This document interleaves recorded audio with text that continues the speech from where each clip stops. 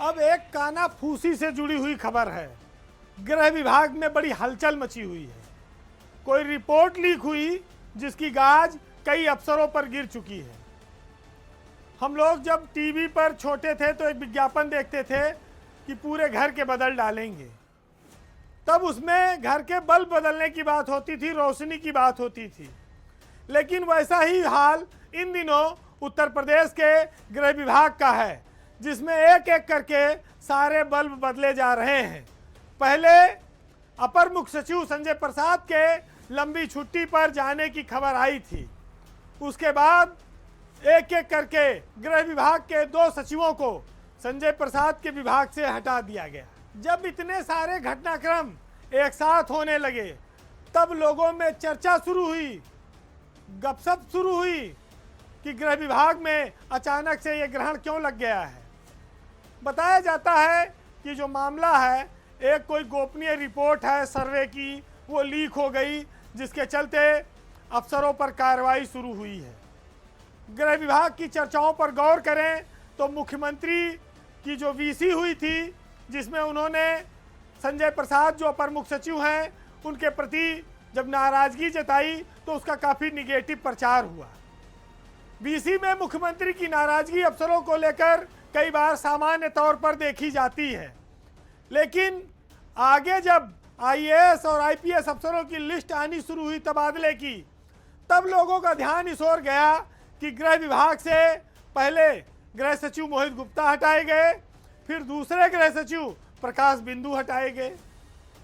उसी के साथ इंटेलिजेंस विभाग में एडीजी थे भगवान स्वरूप, वो भी हटा दिए गए। तो आखिर ऐसा क्या हुआ कि ये लोग हटाए जाने लगे अचानक से?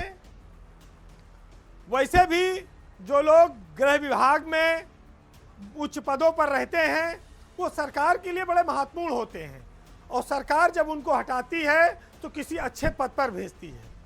अब मोहित गुप्ता को गृह सचिव पद से हटाकर आईजी एंटी करप्शन भेजा गया, जो डिमोशन टाइप का पद है, जिसको माना जाता है कि नाराजगी में भेजा गया। इसी तरह से प्रकाश बिंदु कहाँ गृह सचिव थे मोहित गुप्ता के साथ, और वो अब पीसीडीएफ के एमडी बना दिए गए, जहाँ पर अमूमन पीसीएस से प्रमोटेड आईएएस लोग भेजे जाते हैं, विशेष सचिव स्तर के जो एमडी बनाए जाते हैं। तो इसका मतलब है कि सरकार उनसे भी नाराज हुई। फिर बात आई कि इंटेलिजेंस विभाग जो मुख्यमंत्री का आंख नाक कान होता है, एडीजी भगवान स्वरूप जो प्रदेश में होने वाली घटनाओं की हर रोज ब्रीफिंग करते हैं रात में मुख्यमंत्री को, वो भी हटा दिए गए। चर्चा ये भी है कि एक कोई सर्वे हुआ था जिसमें विधायकों की हार को लेकर कोई रिपोर्ट थी जो लीक कर दी गई। मीडिया के एक ग्रुप द्वारा उसको छापा भी गया और कहा गया कि 100 से ज़्यादा विधायक चुनाव हार रहे हैं। तो ये जानकारी कुछ चुनिंदा लोगों तक थी, एसीएस तक थी, सेक्रेटरी तक थी या इंटेलिजेंस तक थी। वो रिपोर्ट बाहर कैसे गई मीडिया में, इसकी जिम्मेदारी इन अफसरों की मानते हुए इन पर शायद कार्रवाई की गई है। और यही वजह है कि उत्तर प्रदेश में पुलिस महकमे में, गृह विभाग में काफ़ी बड़े बदलाव हुए हैं। बहुत सारी चीज़ें, खबरें पर्दे के पीछे छुप कर रह जाती हैं, कागजों और फाइलों में दब कर रह जाती हैं। इसीलिए शायद संजय प्रसाद की जो लंबी छुट्टी का कार्यक्रम था वो भी टला हुआ है। ऐसी चर्चा है कि अब वो अगस्त के महीने के आखिरी में शायद जाएंगे।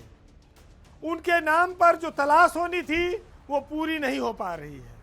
लेकिन मोहित गुप्ता, प्रकाश बिंदु, भगवान स्वरूप, ये 3 बड़े नाम जो हटाए गए हैं, इसके पीछे की कहानी रिपोर्ट लीक से जुड़ी हुई है।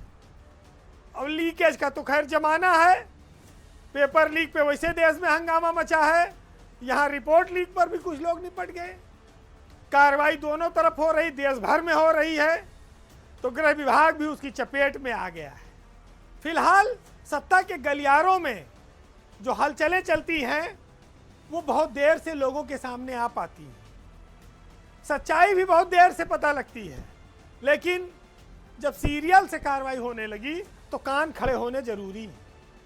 आज के पावर सेंटर में इतना ही, लेकिन जाते जाते हम आपको मंजर भोपाली साहब की कुछ लाइनों के साथ छोड़ जाएंगे, जिसमें वो ये कहते हैं कि हमको अपने अतीत की जो किरदार है, जो हमको पिछली पीढ़ी ने सिखाया है, जो ब्यूरोक्रेसी के उच्च कोर्ट के मापदंड हैं, उनसे विचलित ना होइए, उन चीज़ों को, गोपनीयता को भंग मत करिए। वो चीज़ें छूटेंगी तो कैडर का नुकसान होगा और समाज का नुकसान होगा। जैसे जैसे मूल्यों का ह्रास होगा वैसे वैसे सम्मान घटेगा।